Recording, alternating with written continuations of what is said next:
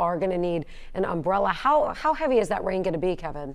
Well, you're certainly going to need an umbrella this evening. And to your point, I think a lot of folks got really nervous about 3:30 when the skies literally just opened up completely there and it poured for about 5 minutes.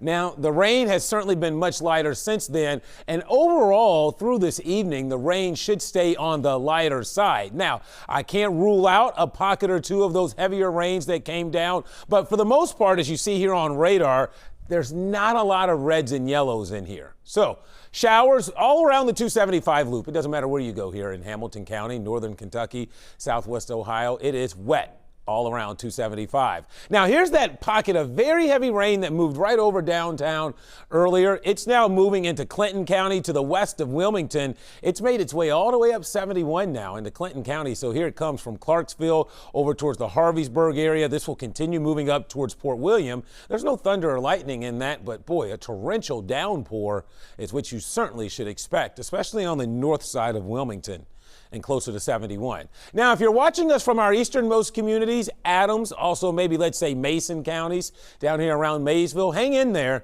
The rain is coming. Those skies to your west are dark for a reason. That rain should be in there within the next hour or so. Through northern Kentucky, it's very wet tonight. Dry Ridge, Crittenden, Independence. Here's one of those little heavier pockets of rain now, scooting its way right up towards Lawrenceburg and Aurora. Look at that. That's going to be one of those quick 4 or 5 minute just torrential downpours. This may very well move towards Cleves and then on up towards the Harrison area along the state line. And then back through the rest of southeast Indiana, it's wet. Versailles, Batesville, Brookville, on up towards Connorsville and Liberty. So this is what we're going to continue to deal with through the rest of the evening and night, as this area of rain basically overspreads the tri-state. This is ahead of that cold front we've been talking about all week that was going to change our weather pattern in its entirety, because behind that front will come a 30-degree drop in temperatures as we go into the weekend, and that drop will begin tomorrow evening. Let me show you Futurecast.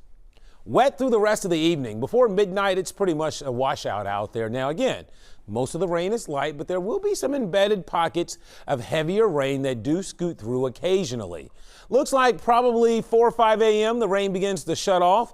I think for the morning commute, you're not dealing with falling rain, but probably still wet roads is what you will face.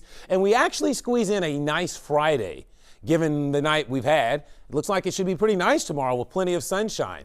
Now, things get interesting during the football time tomorrow evening for high school football. Most of the games should be mild and dry, but I do think as we get towards the end of some of the games, here's the cold front. The winds will pick up and temperatures will crash pretty quickly out there, so that by the time you wake up on Saturday morning, it will feel like it's in the 30s. So here we are for Blitz 5 tailgate.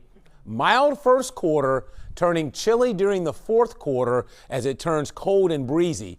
I don't see a lot of rainfall, but there could be a few showers or a spit or two of rain at some of the games tomorrow. But look at these wind chills on Saturday morning, likely to be down into the 30s. So the mild weather is on its way out.